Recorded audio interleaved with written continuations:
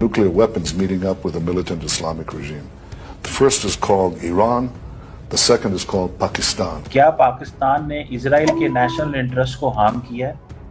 क्या इजराइल का जो नेशनल इंटरेस्ट है, फॉर एग्जाम्पल उसकी सेफ्टी, सिक्योरिटी, उसका पाकिस्तान में तो उसने कुछ नहीं किया। तो फिर क्या ऐसी चीज है जिसके ऊपर बात की जा रही है? इसराइल के पहले प्राइम मिनिस्टर ने यह कहा था कि ईरान पहले और पाकिस्तान बाद में है, मतलब टारगेट किया जा सकता है। साथ ये भी नेतन्याहू ने भी अब वो कह दिया जी, नेतन्याहू ने भी अब वही बात की है एग्जैक्टली कि पाकिस्तान ने अमेरिका को ये बात कन्वे कर दी है, डोनाल्ड ट्रंप को, कि अगर इसराइल ने ईरान पर न्यूक्लियर वेपन से हमला किया तो पाकिस्तान इसराइल पर न्यूक्लियर वेपन से हमला कर। इसराइल जो कर रहा है, इसराइल अपने मफाद में कर रहा है, हमारा उससे कोई लेना देना नहीं है। हमें अपना दिफा करना आता है। हमने ये जो 7 मई से लेकर 10 मई तक जंग भारत और पाकिस्तान की हुई थी, हमने बता दिया है कि हमें अपना दिफा करना आता है। क्योंकि इजराइल की पॉलिसी हमेशा से यही रही है कि मुस्लिम दुनिया की वाहिद एटमी ताकत यानी पाकिस्तान को किसी न किसी तरीके से कमजोर किया जाए या महदूद रखा जाए। नेतन्याहू का एक ओल्ड क्लिप बड़ी तेजी से सोशल मीडिया पर वायरल हो रहा है, जिसमें वो अपना कंसर्न शो करा रहे हैं कि ईरान के बाद हम पाकिस्तान को भी टारगेट करेंगे, क्योंकि हमें लगता है कि ये भी हमारे लिए बहुत बड़ा खतरा है। हमारे नेतन्याहू, उन्होंने याहू बोल दिया है। आपको मालूम है, जब वो याहू बोलते हैं एक आधा बॉम्ब इधर उधर फेंक देते वो। अब उन्होंने बोल दिया याहू बोलते हुए कि भाई वो पाकिस्तान को बम करेंगे। कहा यही जा रहा है कि जिस तरह से ईरान के ऊपर अटैक किया जा रहा है उसका मकसद यही है कि अगर पाकिस्तान ने होश के नाखुन ना लिए और पाकिस्तान ने ईरान का साथ ना दिया और इजराइल को यहाँ से ना भगा दिया, तो फिर जी उसके आगे होगा ये कि फिर पाकिस्तान की बारी आएगी। और कोई भी कंट्री ये नहीं चाहती है कि पाकिस्तान के पास या किसी भी इस्लामिक स्टेट के पास न्यूक्लियर वेपन। बेसिकली उनका टारगेट ये है कि सबसे पहले जो है ईरान को पकड़ना है। ईरान पकड़ा जाएगा, फिर वो इंडिया को कहेंगे इसराइल वाले कि यार आप पाकिस्तान के साथ छेड़खानी करो, हम आपको सपोर्ट करेंगे। एक पाकिस्तान और दूसरा ईरान, और लगता है कि इन दोनों की जहादी टेररिज्म की भी अब दुनिया कमर तोड़ के रहेगी। और इनके अपने हालात ऐसे हैं, जो अब तक इन्होंने जहाद का बीज बोया था वो फसल इस तरह की काट रहे हैं कि ये अब उस फसल को खुद भी आग लगाना चाह रहे हैं। जय दोस्तों, मैं विजय और आप देख रहे हैं वीसी रिएक्शन। तो दोस्तों, इस वक्त सोशल मीडिया पे नेतन्याहू की एक क्लिप काफी वायरल हो रही है, जिसमें वो कहते हुए नजर आ रहे हैं कि हमारे लिए 2 ही खतरे हैं, एक ईरान और दूसरा पाकिस्तान। और इसके पीछे की वजह है कि ईरान के एक कमांडर ने एक टीवी चैनल को इंटरव्यू दिया और उसमें उसने ये कहा कि हमें पाकिस्तान ने ये भरोसा दिलाया है कि अगर इजराइल तेहरान के ऊपर अटैक करता है तो पाकिस्तान न्यूक्लियर अटैक करेगा इसराइल के ऊपर। जिसके बाद ये खबर पूरी दुनिया के मीडिया पे चली और खास तौर पे इजरायली मीडिया पे ब्रेकिंग के तौर पर चली, और जिसको देखकर पाकिस्तान घबरा गया। और फिर पाकिस्तान के फॉरेन ऑफिस ने जो है वो तुरंत अपना बयान जारी किया कि भाई हमने ऐसा कुछ कहा ही नहीं। यानी इन्होंने अंदर खाते अगर बात की भी होगी तो इन्होंने जो है पलटी मार दी। तो अब पाकिस्तान की मीडिया पे जो है इसी के ऊपर बातें हो रही है। तो आज की वीडियो में हम यही देखेंगे, ये जो बयान दिया गया है इसके ऊपर पाकिस्तानी मीडिया क्या कह रहा है। चलिए करते हैं वीडियो को शुरू। मगर वीडियो शुरू करने से पहले जो भी और हमारे चैनल पे पहली बार आए हैं उनसे रिक्वेस्ट करूंगा, प्लीज हमारे चैनल को सब्सक्राइब कीजिए, वीडियो को लाइक और शेयर जरूर कीजिए। चलिए करते हैं वीडियो। कि क्या पाकिस्तान नेक्स्ट टारगेट है इजराइल का? ये सवाल जो है इसको बहुत ज्यादा स्पीड से डिस्कस किया जा रहा है कि क्या पाकिस्तान जो है वो नेक्स्ट टारगेट है। क्या इजराइल पाकिस्तान पे हमला करेगा? इजराइल पाकिस्तान पे क्यों हमला करेगा? ये सवाल है जिसको बहुत ज़्यादा, वो जिसे कहते हैं ना, ये टॉक ऑफ द टाउन है। देखिए, क्या पाकिस्तान ने इजराइल के नेशनल इंटरेस्ट को हार्म किया? ये एक सवाल है, ये एक क्वेश्चन है जिसको बहुत ज़्यादा डिस्कस किया जा रहा है। क्या पाकिस्तान ने इजराइल के नेशनल इंटरेस्ट को हार्म किया है? क्या इजराइल का जो नेशनल इंटरेस्ट है, फॉर एग्जाम्पल उसकी सेफ्टी, सिक्योरिटी, उसका पाकिस्तान में तो उसने कुछ नहीं किया। तो फिर क्या ऐसी चीज है जिसके ऊपर बात की जा रही है। नेतन्याहू 2011 में कह चुका है कि ईरान के बाद, टीवी इंटरव्यू में कहा है, उन्होंने इजराइल टाइम्स को जो इंटरव्यू दिया उसमें उसने ये कहा है कि ईरान और पाकिस्तान जो है इनके न्यूक्लियर प्रोग्राम और वहाँ पे जिस तरह की हुकूमतें हैं, इस्लामी हुकूमतें हैं, उनसे हमें और पूरी दुनिया को ख़तरा है, तो ईरान के बाद पाकिस्तान की बारी आएगी, ये कह चुका है नेतन्याहू।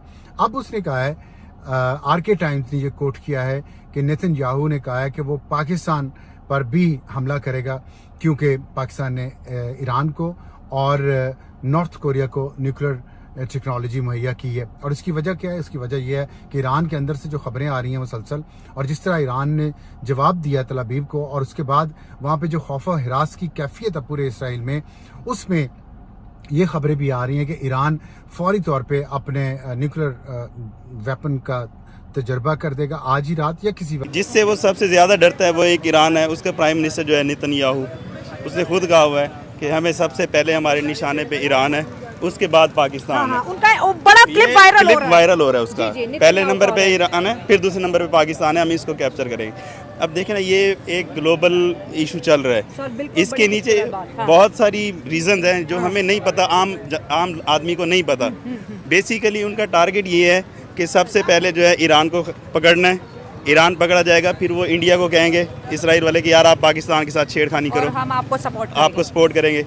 जब जाहिर सी बात है ईरान पकड़ा गया, इसराइल इधर ईरान में आ गया, इंडिया पाकिस्तान के ऊपर अटैक करेगा, पाकिस्तान वो इसको काबू कर लेंगे। बेसिकली उसके इन सब के पीछे अमेरिका है, यूएसए, जो बैक सपोर्ट कर रहा है वो यूएसए है, सीआई जो इंटरनेशनल एजेंसीज हैं वो हैं, वो इनको मुस्लिमों को इकट्ठा नहीं होने देती। दूसरा, उनको सबसे बड़ा जो खतरा है वो चाइना से है, वो टारगेट चाइना को कर रहे हैं। पहले इस्राएली prime minister David Ben Gurion, जिन्होंने ये स्टेटमेंट दिया जिसे ज्यूइश क्रॉनिकल ने अगस्त 1967 में शाया किया, और ये बताया कि इस्राएल के पहले प्राइम मिनिस्टर ने ये कहा था कि ईरान पहले और पाकिस्तान बाद में है, मतलब टारगेट किया जा सकता है। साथ ये भी नेतन्याहू ने भी अब वो कह दिया जी, नेतन्याहू ने भी अब वही बात की है। एग्जैक्टली नहीं सर, अब नहीं किया है, उसका पुराना इंटरव्यू रिपीट कर लगाया गया। ये 2011 में उसने इंटरव्यू दिया था। नहीं, बेन गुरियन के तो बाद है ना, इसलिए मैं कह रहा हूँ कि अब की है।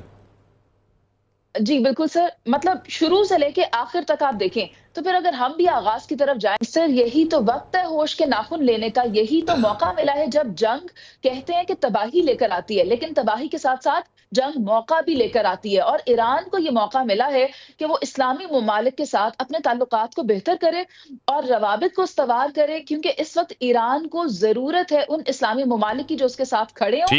दो ही जहादी देश बच गए हैं, एक ईरान और एक पाकिस्तान। ईरान की भी जो कमर इजराइल ने तोड़ी है गुज़िश्ता 2 सालों में, 7 अक्टूबर 2023 का जो हमास का बदतरीन टेररिस्ट अटैक था, उसके बाद जो फिर इजराइल की तरफ से हमले हुए ईरान के ऊपर, हिजबुल्लाह के ऊपर, हमास के ऊपर, उसने कमर तोड़ के रख दी। लेकिन जो 12 जून की रात को इजराइल ने ईरान के ऊपर अनप्रेसिडेंट लेवल के हमले किए हैं, वो खुद इजराइली हैरान हैं कि नेतन्याहू इस हद तक जा सकते थे। खुद अमरीकी हैरान हैं कि उनको अगरचे पता था कि इजराइल इस तरह के हमले करेगा, लेकिन अमरीकी हैरान है कि क्या वाकई ही नेतन्याहू इतना कामयाब हो सकेगा। कि बेशक वो तादाद में कम है, लेकिन उनका साथ अमेरिका दे रहा है, ठीक है, और भी जितने भी नॉन मुस्लिम कंट्रीज़ हैं वो दे रहे हैं। लेकिन हमारा सबसे बड़ा मसला ये है कि हम मुसलमान बेशक तादाद में ज़्यादा हैं, कंट्री हमारे 56 हैं, लेकिन हम यूनाइट नहीं है। सबसे बड़ा डिफरेंस यही है।